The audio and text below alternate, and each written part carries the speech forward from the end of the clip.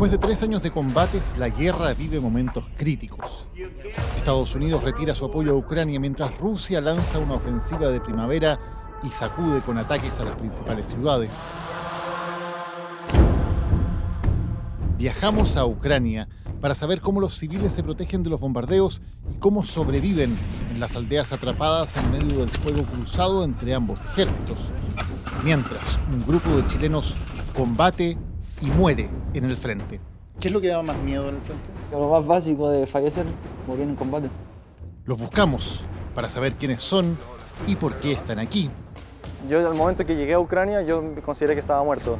Y para seguir las huellas de los compatriotas que desaparecieron en el frente de batalla.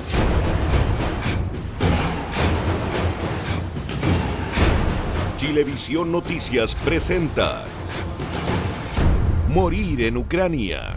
Chilenos en la guerra.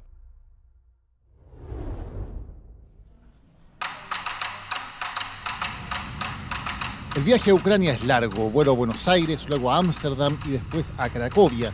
A partir de ahí un tren a la frontera y otro hasta Kiev, la capital de Ucrania, y luego en auto hasta el extremo oriental donde se libra la guerra. Todos los desplazamientos deben hacerse por tierra porque el espacio aéreo ucraniano es zona de combates. Desde aquí llega la muerte en forma de misiles, bombas y drones. Muchos drones.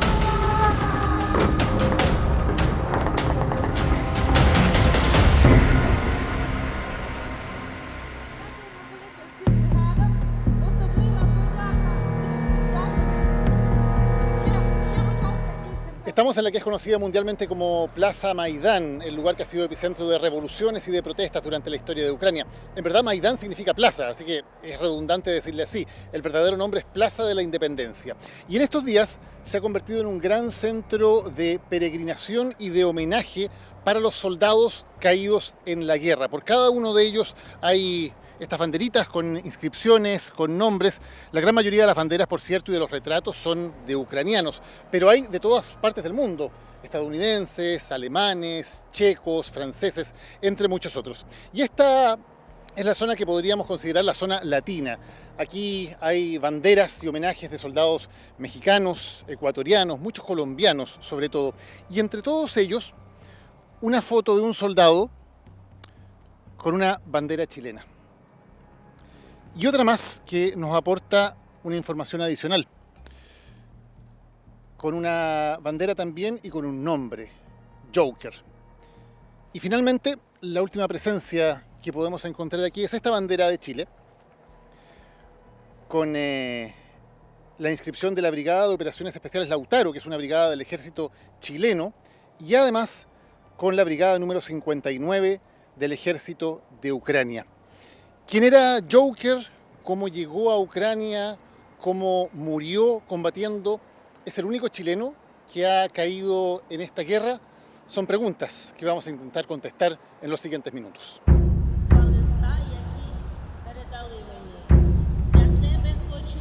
Pero antes de que podamos seguir la ruta de los chilenos, la brutalidad de la guerra nos golpea. Rusia lanza el peor ataque contra la capital Kiev desde julio del año pasado.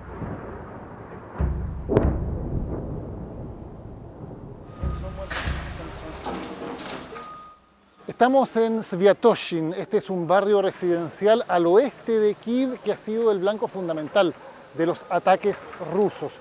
Uno de los cerca de 70 misiles lanzados por Rusia antenoche cayó precisamente en este lugar, destruyendo varios de los edificios. Aquí todavía están en las labores de limpieza. Las labores de búsqueda acaban de terminar con un conteo final de 12 civiles fallecidos en este lugar, en este barrio residencial.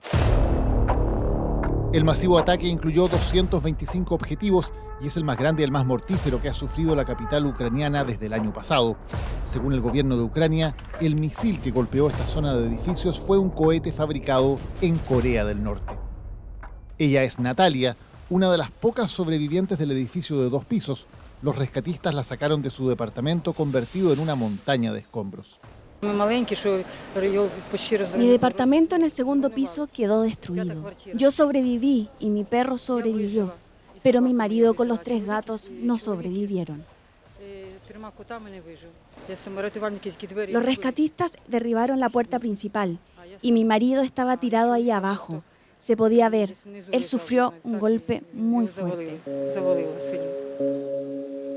Su hija, que vive en Alemania, les había insistido en que salieran de Ucrania.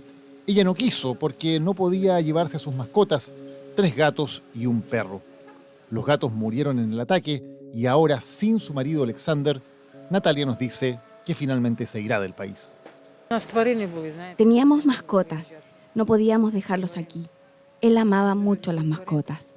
Él me amaba mucho y yo también lo amaba. Permanecerá en mi corazón por siempre.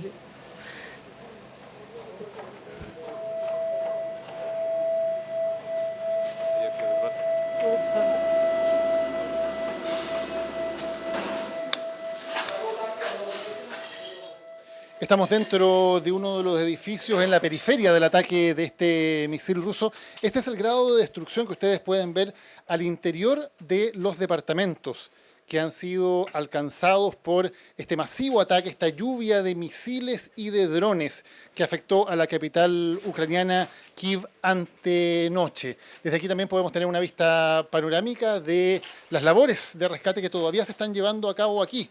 Hay, de acuerdo a las cifras que nos han entregado las autoridades ucranianas durante esta jornada, un total de 12 personas que han fallecido en este ataque, además de cerca de 70 personas, 80 personas según el último dato, que han resultado heridas. Este es un edificio de 4 pisos que está en la periferia, no es directamente aquí donde cayó el misil, sino en el edificio más pequeño de 2 plantas que ustedes pueden ver. El sector donde llegó el misil es allí. Esta noche de terror no es un hecho aislado. La ofensiva de primavera rusa se siente en el frente de batalla y también en la retaguardia. Durante abril, Naciones Unidas verificó la muerte de 151 civiles, además de 697 heridos en ataques que se han centrado sobre todo en zonas como Kharkiv, Sumy, Zhytomyr y Zaporizhia. Mis nietos estaban durmiendo, vinieron a pasar la noche en nuestro departamento. Eran hermano y hermana. Estaban durmiendo en la noche y un cohete cayó en nuestro departamento, literalmente justo debajo de nuestra pared. Probablemente murieron al instante porque quedó un cráter enorme allí. Tras el terror de las sirenas y las explosiones, los ucranianos intentan volver a su vida normal, pero para estas mujeres eso es imposible. Protestan en el centro de la capital pidiendo información sobre sus esposos, hijos, hermanos o padres desaparecidos en el frente. Mi hermano desapareció el 3 de marzo de 2023 en su primera misión de combate. Las mujeres critican lo que califican como inacción del gobierno de Ucrania para buscar a sus familiares, de quienes no saben si están muertos o bajo cautiverio ruso. Hoy se cumplen exactamente 202 días desde que escuché la voz de mi hijo. Son 202 noches sin dormir. Es mi único hijo y lo estoy buscando. Esta es mi única esperanza. Pido a las autoridades que nos ayuden, que no se queden calladas, que nos digan dónde están nuestros hijos, dónde están nuestros niños. Para encontrar respuestas sobre la suerte de Joker y de los demás chilenos involucrados en esta guerra, tenemos que avanzar hacia el este, hacia la zona donde rusos y ucranianos combaten encarnizadamente. Seguimos viaje por carretera hasta Kharkiv, la segunda metrópolis más grande de Ucrania y la más disputada en esta guerra. Las tropas rusas ocuparon el norte de la ciudad en marzo de 2022 y fueron rechazadas tras meses de batalla. Las huellas de esos combates están por todas partes. Estamos en un lugar muy especial de Kharkiv. Ese era el letrero que hasta el comienzo de la guerra daba la bienvenida a las personas que llegaban a esta ciudad. Solo quedan los restos y una bandera ucraniana desgarrada. Y esta zona, que es la carretera de circunvalación M03, es el lugar donde durante una gran parte del tiempo, durante varios meses, estuvo el frente. Y aquí, como podemos ver, todavía están las huellas de ese frente y de las posiciones que habían tomado los soldados ucranianos de defensa. Aquí hay cajas de municiones. Y todo este sector se encontraba resguardado para intentar evitar los ataques de artillería y también de los drones. Aquí hay una especie de búnker que se improvisó por parte de las defensas ucranianas de la ciudad para mantenerse, como ustedes pueden ver aquí, bajo tierra, intentando resguardarse entonces de los ataques. En estas estructuras vivieron durante semanas y meses soldados que estaban en la defensa entonces de la ciudad de Kharkiv.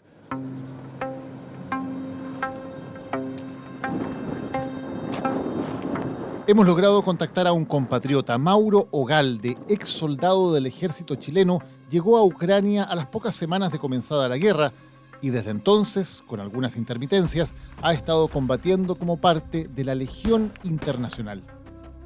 Habían colombianos, habían polacos, brasileños, franceses y la gran parte eran colombianos, peruanos también. Entonces llego acá, firmo contrato, me entregan el equipamiento, a los 2 días de estar acá en Kharkiv, firmo mi contrato, a los 2 días, el tercer día, me abren mi cuenta bancaria y ya ingreso al frente de batalla. Hay personas de 72 países combatiendo en la Legión Internacional Ucraniana y el 40% de ellos son latinoamericanos. Entre 15 y 20 nuevos reclutas llegan a Ucrania cada día. No se exige experiencia militar como requisito. Para Mauro, el bautizo de fuego llegó en la feroz batalla de Kurahove, al sur de Ucrania. Batallas encarnizadas ahí, todos los días 2 a 3 muertos diarios. ¿En tu batallón? En el batallón, posiciones muy complicadas, mucha artillería, mucho dron. Ucrania perdió esa batalla y la ciudad quedó en manos rusas, hasta hoy. Mauro nos cuenta que luego su unidad se enfrentó al mando militar. Éramos 7 personas, todos extranjeros. El mando nos solicitaba que vayamos a tomar posición. Nosotros les pedíamos que ese trabajo no era inviable. Era inviable ir a ese sector sin antes recuperarlo. O sea, sentían que era una misión suicida, si iban para allá. Claro, una misión suicida. Pronto Mauro nos contará cómo sobrevivió al ataque de un dron y a heridas que parecían mortales y cómo otro chileno no corrió la misma suerte y perdió la vida en otra de estas misiones suicidas en el frente.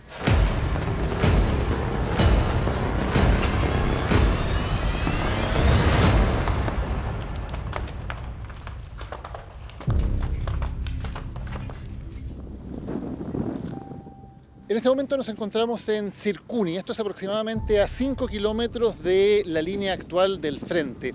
Toda esta zona fue ocupada por las tropas rusas durante los primeros meses de guerra y aquí se libraron algunos de los peores enfrentamientos. Como ustedes pueden ver, prácticamente todas las edificaciones de este lugar fueron destruidas fundamentalmente por fuego de artillería durante los enfrentamientos cuando esta zona fue tomada por las tropas rusas y luego fue retomada por las tropas ucranianas. Por ejemplo, el lugar donde acabamos de entrar, donde estamos en este momento, era un supermercado, uno de los supermercados más importantes de este lugar, que es una carretera que hacia esta zona llega hasta la ciudad de Kharkiv. Prácticamente toda esta carretera se ha convertido en un pueblo fantasma. Supermercados, comercios, casas particulares están en ruinas después de haber sufrido las consecuencias de estos continuos enfrentamientos.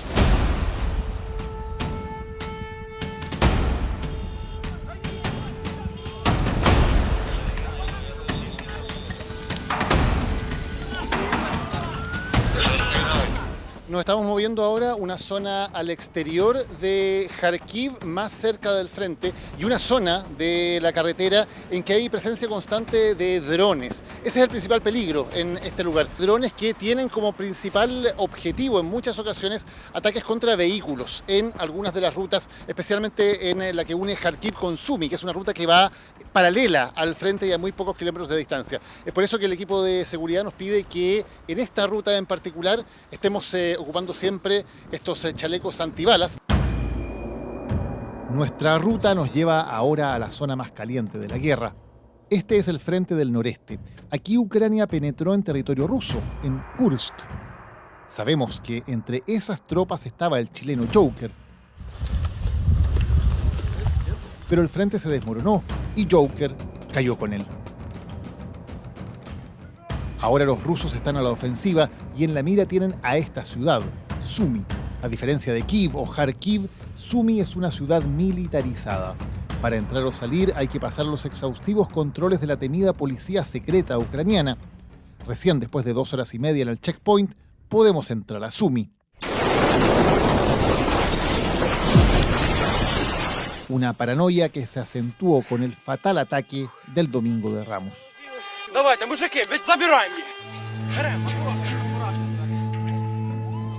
Este es el lugar exacto donde ocurrió la masacre de Domingo de Ramos. Los hechos, de acuerdo a lo que ha trascendido, fueron más o menos así. En el subterráneo de este edificio se estaba llevando a cabo una ceremonia militar. Eso ha sido objeto de muchas críticas en Ucrania por la irresponsabilidad de hacer una ceremonia militar, que puede ser un eventual blanco, en un lugar tan residencial como este.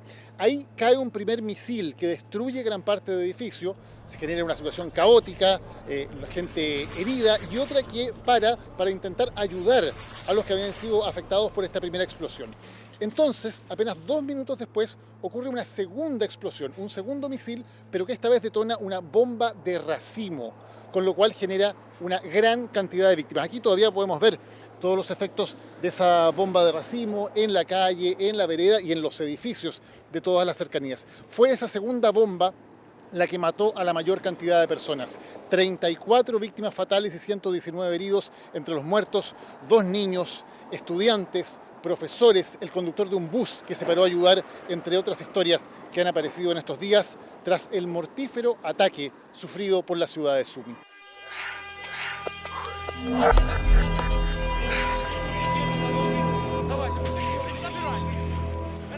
Ella es pediatra. Su consulta está a una cuadra del lugar de las explosiones. En el ataque murió uno de sus pacientes, un niño de 11 años, junto a su abuela. Hasta ahora han causado tanto daño, tanto miedo, que siento lástima sobre todo por los niños. Esta es una generación que está creciendo con miedo. Son niños que no duermen, tartamudean y empiezan a tener problemas para hablar. 67.000 combatientes rusos están agrupados en Kursk, preparando el asalto contra Sumi, y el miedo se siente entre los habitantes de esta ciudad. Para ser honesta, sí, el miedo está ahí, sí, lo sentimos. Yo creo que la gente no quiere que esto suceda, se niegan a pensar que puede suceder. ¿Pero es una posibilidad? Sí, están muy cerca. Este es el frente en que están asignados 2 chilenos. Walter, de 29 años, ex soldado en Chile, es el experimentado del dúo. Mascota, de 24 años, solo con el servicio militar cumplido, es el novato. El contraste entre ambos es evidente. Mascota está aún en entrenamiento, ansioso por llegar a la batalla. Le preguntamos si no le preocupa ser carne de cañón, destinado a misiones peligrosas.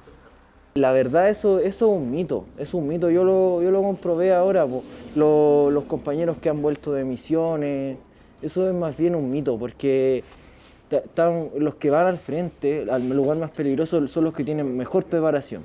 Walter, en cambio, ya sabe lo que significa la guerra y es mucho más cauteloso acerca de lo que les espera en un frente en que los rusos llevan la iniciativa.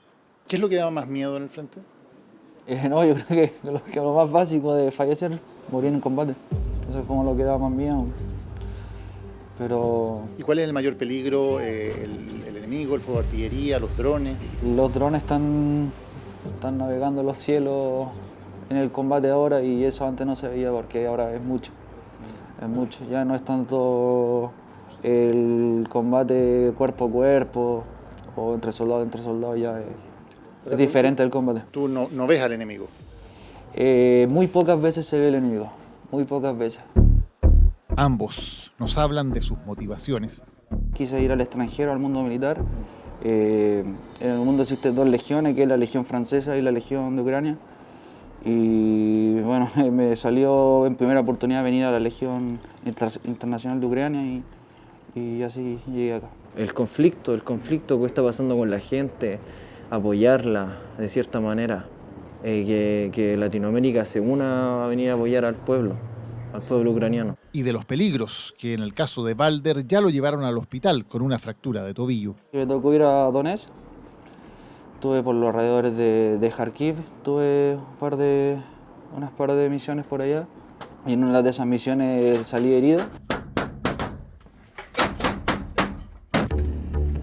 ¿Te gustaría, estás ansioso por poder ir al frente, por poder empezar a aplicar todo lo que te están haciendo? Sí, estaría ansioso, pero uno siempre tiene que estar preparado. Nunca uno deja de aprender. En todo hay que tener cuidado. En todos los drones, es una guerra tecnológica, una guerra futurista más bien. Lo que antes aparecía en películas, aquí está en carne propia. Pese a estar desplegados en la misma zona, los chilenos dicen no haber conocido a Joker. Nuestra búsqueda continúa.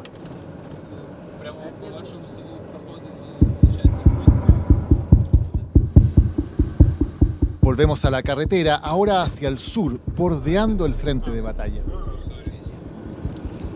Este es un panorama que puede verse en muchas rutas a lo largo de esta zona, en el oriente de Ucrania, muy cerca del frente.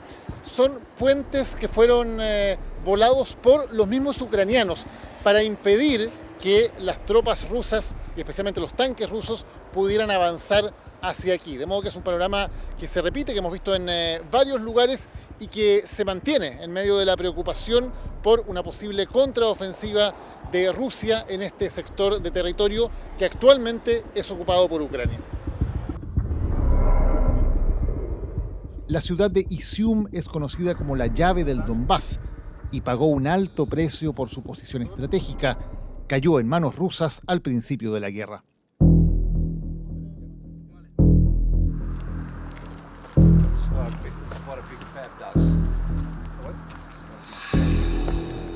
Hay lugares que nos permiten graficar, entender mejor la magnitud de la destrucción que está dejando esta guerra. Por ejemplo, este edificio de departamentos en la ciudad de Izium fue alcanzado por una bomba. La mayoría de los habitantes se refugiaron en el subterráneo, precisamente debido a que había una alerta antiaérea. Pero fue tal la fuerza del impacto que el edificio colapsó sobre ese búnker supuestamente seguro, matando a todas las personas que se encontraban acá. 50 personas murieron en este lugar solo por ese bombardeo.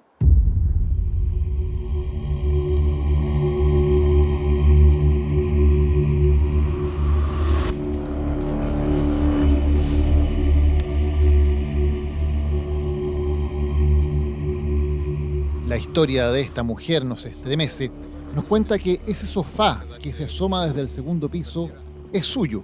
Ese es, o era, su departamento. Ese era mi departamento. El segundo piso, el dormitorio, el pasillo y la mitad del departamento desaparecieron. Todo se derrumbó hasta el sótano. Aquí está la grieta de la explosión. La bomba golpeó, pero en ángulo, y se derrumbó el primer piso. Las losas del primer piso cayeron, y luego, poco a poco, el edificio se derrumbó.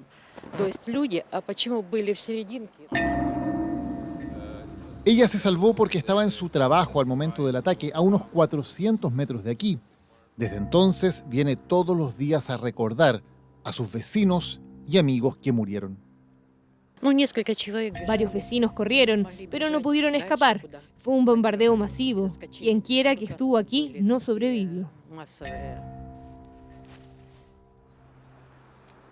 Entre bombardeos, asesinatos a sangre fría de civiles y muertes por el frío, el hambre y la falta de cuidados médicos, se calcula que entre el 5 y el 10% de los habitantes de Izium murieron durante las batallas y la ocupación.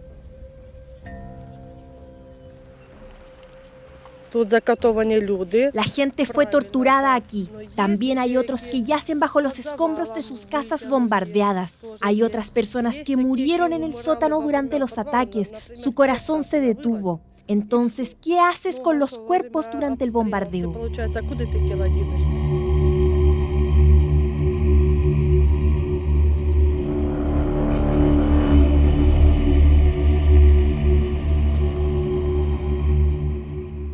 Este es un bosque cercano a la ciudad de Izium. Después de la ocupación rusa, aquí fueron encontrados los cuerpos de 447 personas que habían sido enterrados en estas condiciones, sin placas, sin nombres.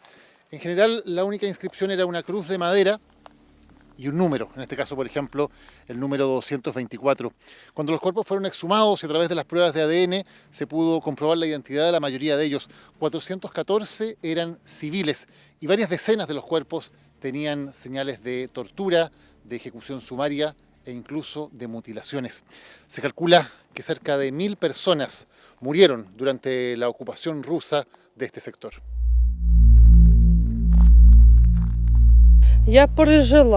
Sobreviví todo esto. Sigo con vida, pero si vuelve a ocurrir, si los rusos vuelven, mi corazón no sobreviviría a tanto estrés. Mis niños se estremecen todavía cada vez que escuchan un ruido.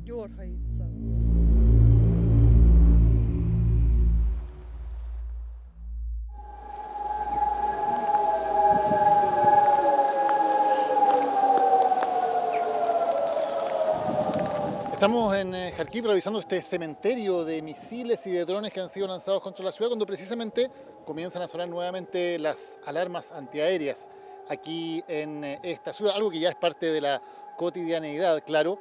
No sabemos si exactamente los drones que probablemente están siendo detectados están cerca de la ciudad de Kharkiv o más bien en los alrededores. Información que vamos a tener probablemente en los próximos minutos, pero que da cuenta de la normalidad, entre comillas, con que se vive aquí.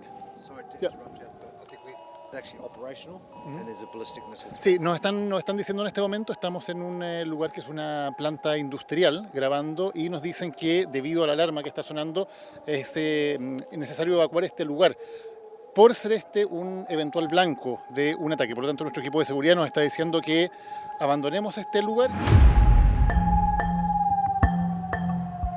¿Cómo vivir en medio de bombardeos constantes y de sirenas antiaéreas que no dejan de sonar día y noche? Una respuesta es irse bajo tierra.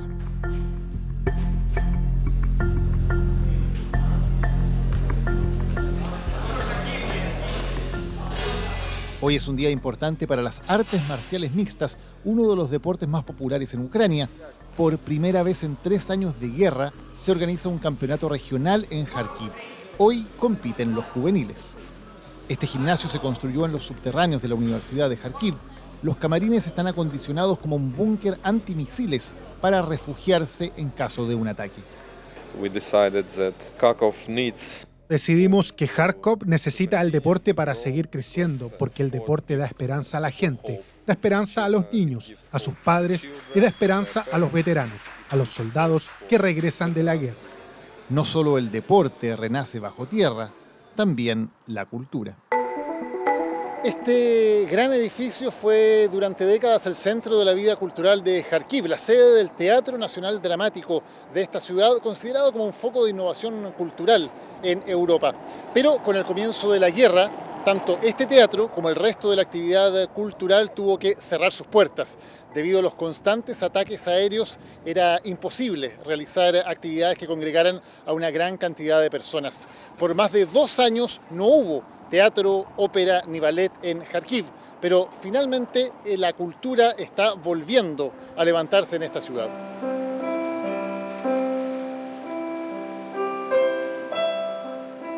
Hace algunos meses lograron habilitar la bodega de este teatro que había sido construido originalmente también para funcionar como un búnker en caso de ataques aéreos. Esta bodega entonces la habilitaron para poder llevar adelante espectáculos de teatro, ballet o de ópera. La llaman de hecho el búnker de los artistas. Y hoy estamos de estreno. Se estrena una nueva ópera de una escritora ucraniana.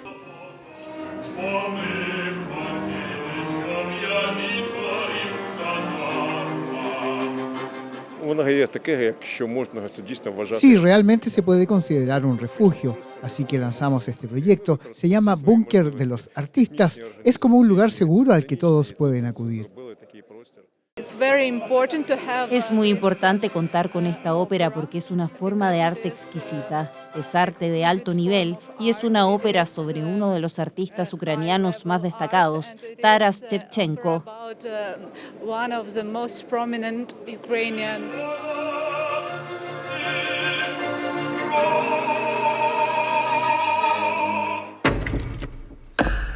También bajo tierra se libra la batalla por la producción de drones.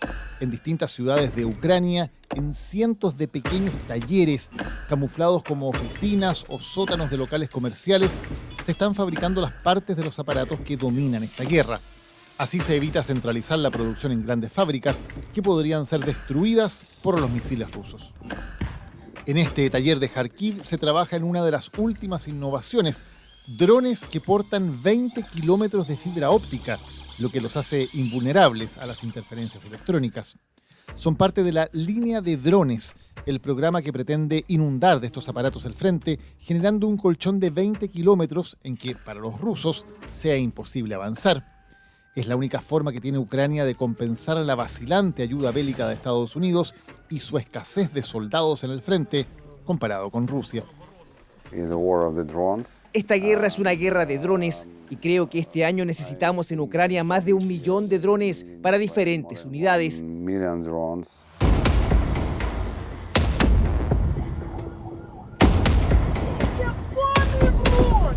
No solo son letales en el frente, los drones también son el mayor terror para la población civil.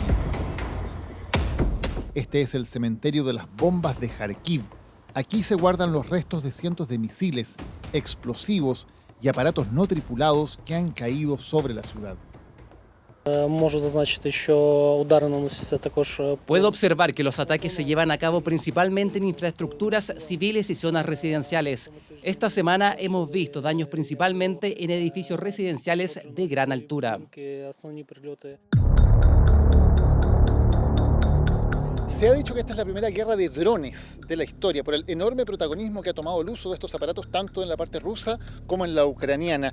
Y probablemente una de las armas más temidas por los ucranianos es esta, el dron Shahed 136, que es de fabricación iraní. Este en particular, como podemos ver aquí por la inscripción, dice Geran 2, es construido en Rusia, pero con la misma tecnología de Irán. Tiene un alcance impresionante de 2.500 kilómetros, por lo tanto les permite atacar cualquier sector del territorio ucraniano. Y además aquí en la cabeza lleva 40 kilos de explosivos. Este es un dron kamikaze que se lanza sobre el objetivo y en ese momento estos 40 kilos de explosivos detonan, provocando enormes daños. 7 de cada 10 bajas en el frente son causadas por aparatos no tripulados, como este. El chileno Mauro Ogalde estuvo a punto de sumarse a esa estadística cuando un dron lo puso en su mira. El dron me sigue a mí, lo cual yo me alejo de mis compañeros para no ser blanco todo el grupo. Éramos cuatro extranjeros realizando esa misión. Yo me aíslo del grupo e intentar evadir solo al dron para así no arriesgar ni la misión ni el grupo. Yo más o menos avanzo 100, 150 metros, cubriéndome entre árboles.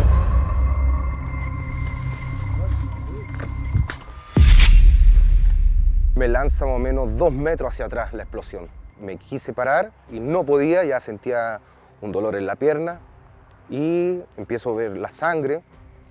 Después ya sentí el dolor del hombro y me coloco inmediatamente el torniquete y empiezo a gritar de que estaba herido, ayuda. Sus conocimientos médicos salvaron a Mauro, quien se asistió a sí mismo, controlando la hemorragia durante 24 horas bajo ataque hasta que pudieron retroceder para buscar asistencia médica.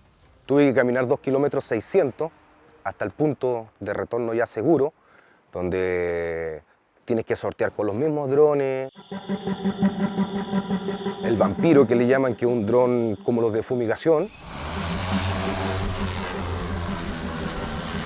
donde ellos transportan munición de mortero, de calibre 85. Ellos se escuchan desde muy lejos ya el acercamiento y cuando tú escuchas eso es escuchar la muerte porque no te puedes zafar de ellos. Mauro ahora está en recuperación. Espera volver al frente de batalla en unos meses. Una suerte que no tuvo otro compatriota, Cristian Sagredo, la primera víctima fatal chilena de esta guerra.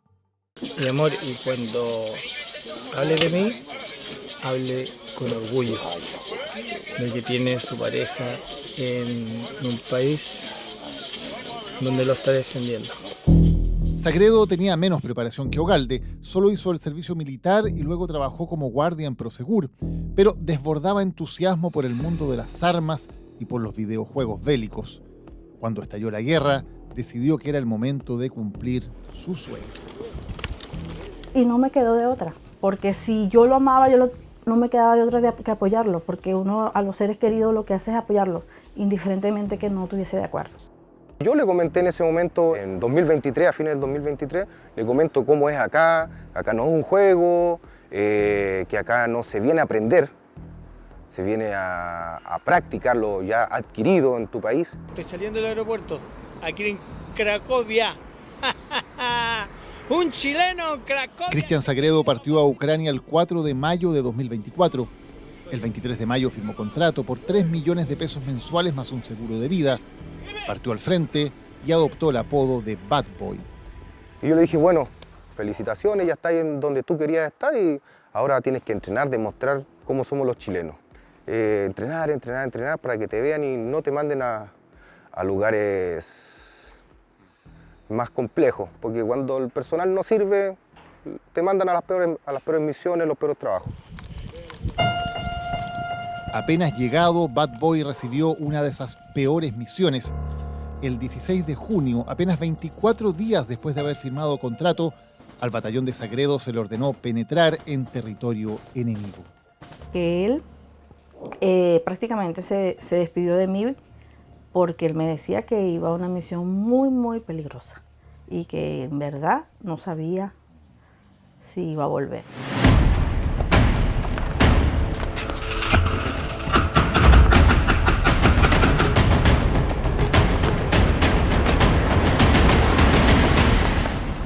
La unidad de Sagredo cayó bajo fuego de artillería rusa. Esas posiciones fueron destruidas por artillería de 155, entonces, y esa artillería es bastante letal, es muy difícil salir adelante bajo esos ataques de artillería. El 75% de ese batallón fue eliminado en esa misión. 49 años de vida terminaron en ese sueño de 24 días. Sagredo aparece hasta hoy como desaparecido en acción. Su cuerpo, tal como 3 de cada 4 de sus compañeros, quedó abandonado en territorio enemigo. Últimamente los rusos no dejan retirar cuerpos, nos dejan porque te atacan, te eliminan, entonces ya no vas a tener un fallecido, vas a tener 2, 3 o 4 o el equipo completo fallecido. Hola, amigo mío, espero que estés bien, que te encuentres bien, me despido. El gobierno, por ejemplo, tendría que darnos por lo menos respuestas a los familiares, porque él fue a dar la vida por ese país. Hay circunstancias en las que se considera que los militares tienen la condición de desaparecidos según la legislación ucraniana. Se trata de un militar que no ha podido ser declarado oficialmente muerto. Durante los primeros 6 meses se considera a ese militar en condición de desaparecido.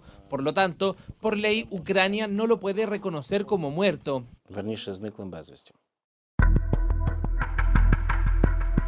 Han sido 3 años en que el frente de batalla pasa una y otra vez por aquí.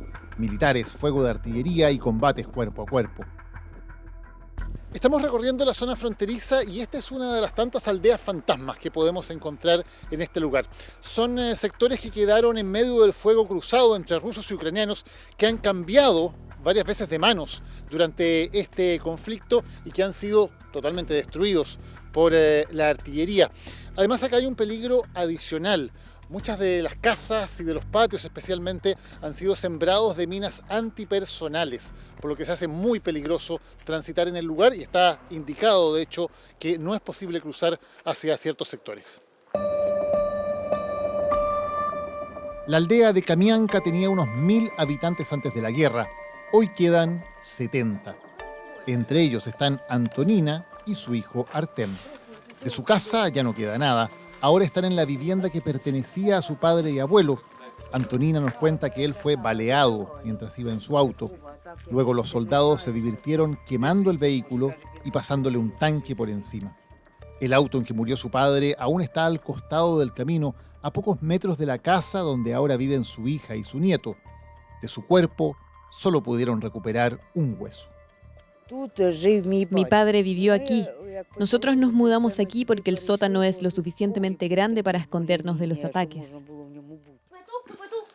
Pero pese a todo, Antonina y Artem nos dan una lección de amor y resistencia en medio de esta tragedia.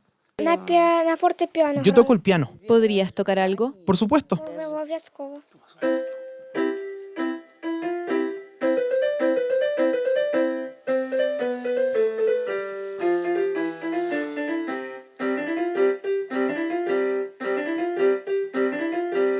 Desde que recibió de regalo un piano de juguete, ama la música.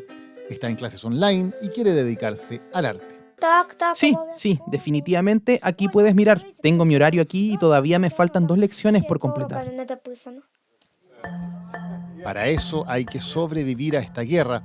Ambos siembran papas, mantienen un invernadero y crían gallinas, patos y pollos. El mayor peligro hoy son las minas antipersonales que ambos ejércitos regaron por todas partes. Se considera que el 25% del territorio de Ucrania es terreno minado. Ellos mismos han desminado su patio, pero el marido de Antonina pisó una y perdió 6 centímetros de hueso en una de sus piernas. Ahora está en rehabilitación.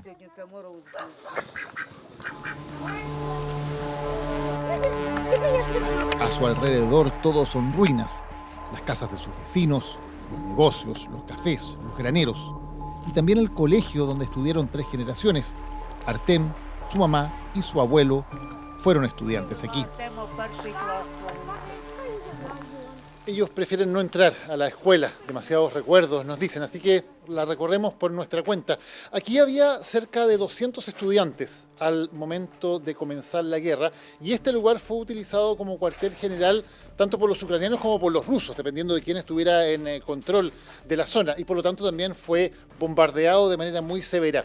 Y de hecho aquí podemos encontrar en medio de materiales escolares, pizarras, libros, etcétera, varios restos de la presencia de las tropas rusas. Aquí, por ejemplo, hay una máscara antigases. Este es un chaleco antibalas de los que utiliza el ejército ruso. Y aquí también hay varias cajas de colaciones, de comida, también preparada para el uso de los soldados rusos que estuvieron aquí en este lugar como cuartel general. Ahora solamente quedan los escombros de lo que alguna vez fue la escuela que acogió a generaciones de familias en esta zona. Es hora de irse y Artem pide despedirse con una canción. Матуся навчила нас пісню співати, у полі ранкову зустрічати зорю. Матуся навчила людей шанувати і вірно любити країну свою. Матуся навчила людей шанувати і вірно любити країну свою. Там червона калина освятила мені,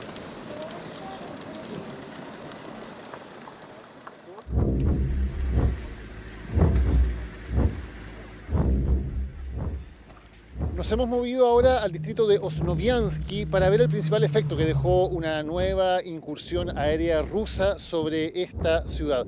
En este caso, de acuerdo a lo que han señalado las autoridades ucranianas, se trata de un misil balístico parecido al Tomahawk estadounidense que estalló en el aire, no golpeó directamente a estos edificios, pero bastó esa onda expansiva para los efectos que estamos viendo. Es un misil que tiene 500 kilos de explosivos y al explotar en el aire, posiblemente debido a la acción de las defensas antiaéreas ucranianas, aunque eso no ha sido confirmado, dejó daños en 21 edificios de departamentos a la redonda. Pueden ver que prácticamente no hay ventanas en ninguno de los edificios que están en todo este sector residencial. Les han entregado planchas de madera para tapar por mientras lo que eran las ventanas de sus edificios. 21 edificios de departamentos afectados, 2 colegios, 2 jardines infantiles y también un centro cultural. Hay decenas de heridos y una víctima fatal como resultado de este ataque.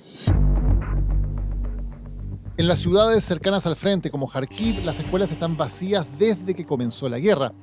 Algunas se usan para almacenar material militar, lo que las convierte en blancos. Vivir cerca de un colegio ahora es un peligro. No tuve tiempo, llegué tarde, yo estaba en una habitación al otro lado de la casa y vi una primera explosión. Vi un destello dentro de esa puerta por donde saltó mi esposa, volaron escombros y todo se iluminó. Una especie de explosión, algo así como un rayo.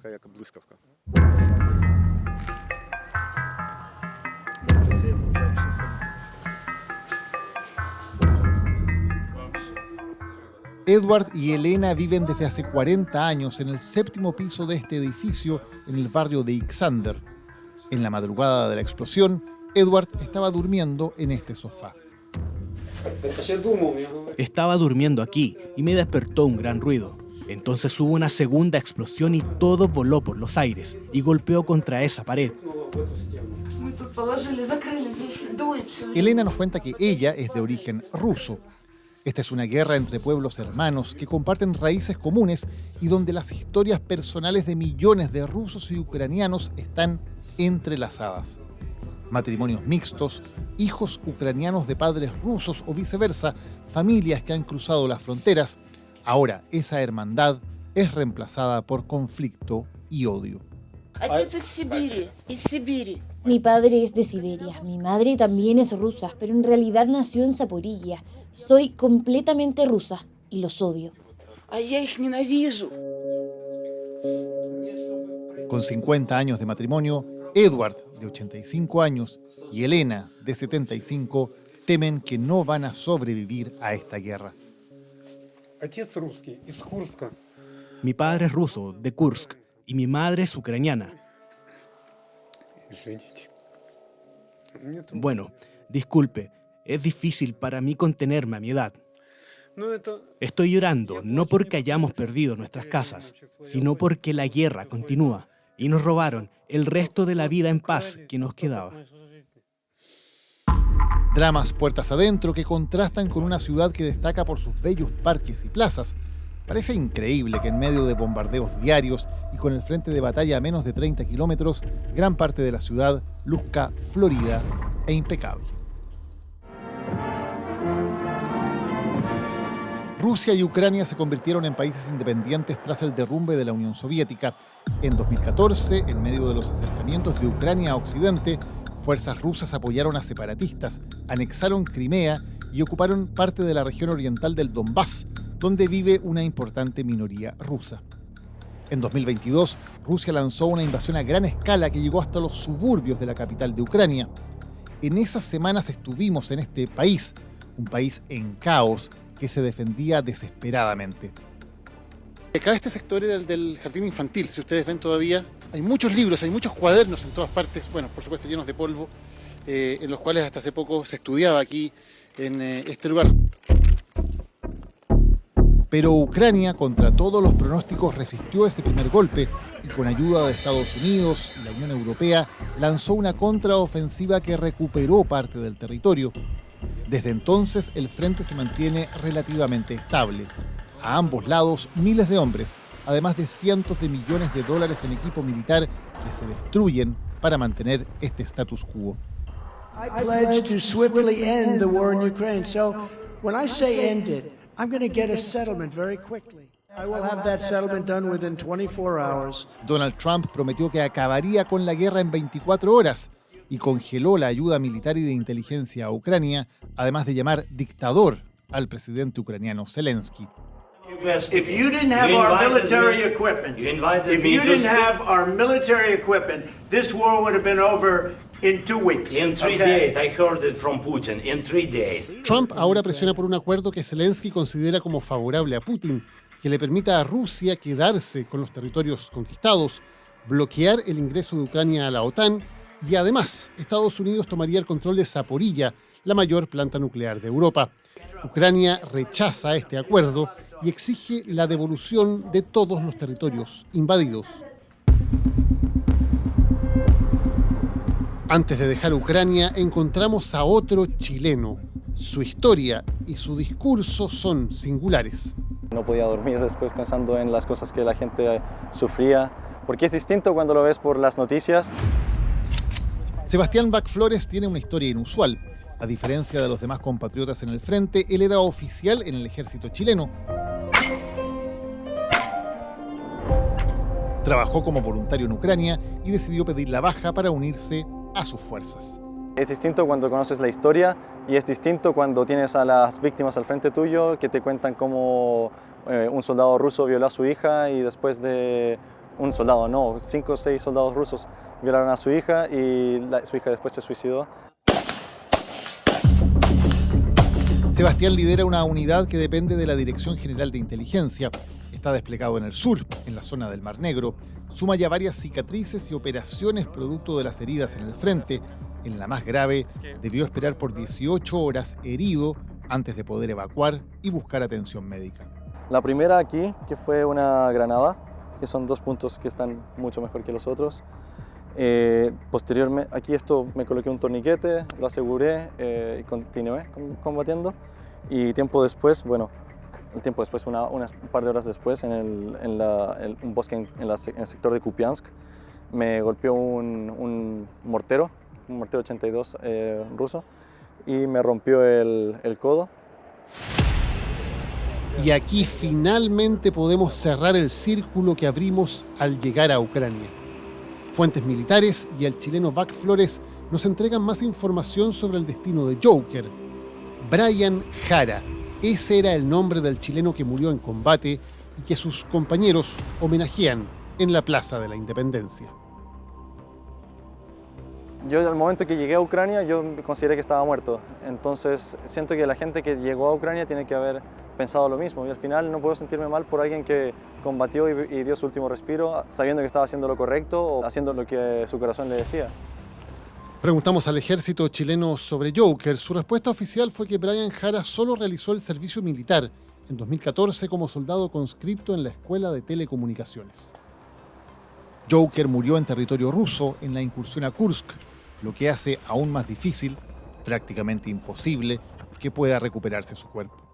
Tuve algunos contactos por distintas partes para intentar ayudar y hice lo que pude. Es muy difícil porque para recuperar un cuerpo colocas a más gente en peligro y es algo que hay que aceptar. O sea, si yo me muero voy a volverme parte de Ucrania. O sea, que mi cuerpo eche raíces. Digo. Es algo que también hay que aceptar. Sebastián también se diferencia de los demás soldados por su fuerte identificación con un país que ya considera suyo. ¿Te sientes ucraniano ya? Yo sí me siento parte de Ucrania, me siento tanto parte de Ucrania como parte de Chile, porque ambos me han forjado como la persona que soy. ¿Y te gustaría quedarte acá después de la guerra? Sí, yo creo que me quedaría porque, no sé, mi corazón está acá, he sacrificado mucho por este país y la gente de Ucrania también me ha demostrado mucho y amo la cultura de mi país y también amo la cultura de Ucrania. Yo creo que nunca voy a tener una sola casa a partir de ahora.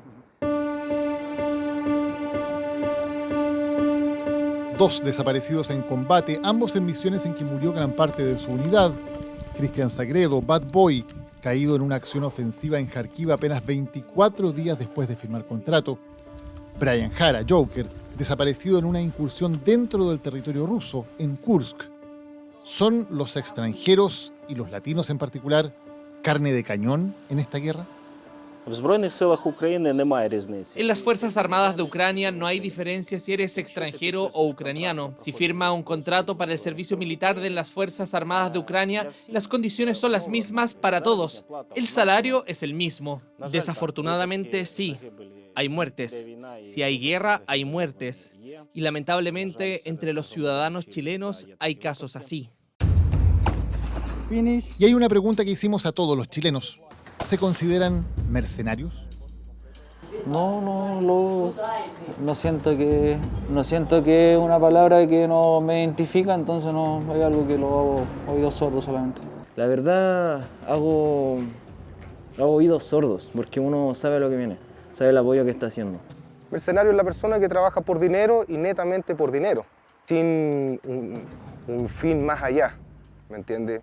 Yo acá he estado sin fines de lucro, he estado en batallones también trabajando sin fines de lucro, sin un salario. Nosotros no somos mercenarios, somos parte integral de las Fuerzas Armadas de un país. Yo tengo identificación militar, yo tengo un grado, yo tengo obligaciones con las Fuerzas Armadas de Ucrania. Son 4 de los 20 chilenos que combaten en Ucrania, por amor a ese país, por principios, por dinero, por la aventura, por hacer realidad una fantasía que ya le ha costado la vida a 2 de ellos. A Ogalde, el experimentado, lo dejamos en Kharkiv, recuperándose de sus heridas y advirtiendo sobre los peligros. Por mí no vengan, si no se sienten preparados, no se sienten con los conocimientos suficientes para venir, realmente no vengan, porque acá no es para venir ni a jugar, ni a mostrarte que si eres capaz o no eres capaz. A Mascota, el novato, preparándose para entrar en combate con la candidez de quien aún no ha visto la muerte de cerca. La verdad siempre el miedo está, pero uno se confía en la preparación que le hacen acá. A Valder, el cauteloso, preparado para todo en la zona caliente del noreste. No, me voy a quedar un tiempo más. Decidí quedarme un tiempo más, a ver si es que termina la guerra luego o sigue. ¿Te gustaría que terminara la guerra? Sí, a todos nos gustaría que terminara así. Y a Bac Flores, el jefe dispuesto a morir por la que ya considera su patria. Si tengo que morir de alguna forma, quiero que sea así. No necesito morir en una cama de viejos. Yo quiero si voy a morir, que sea bueno, haciendo por algo que me gusta y algo que sacrificando mi vida por los demás. Así pasó ya con 2 chilenos. Sus cuerpos siguen y seguirán por ahora abandonados en un frente regado de cadáveres a miles de kilómetros de casa.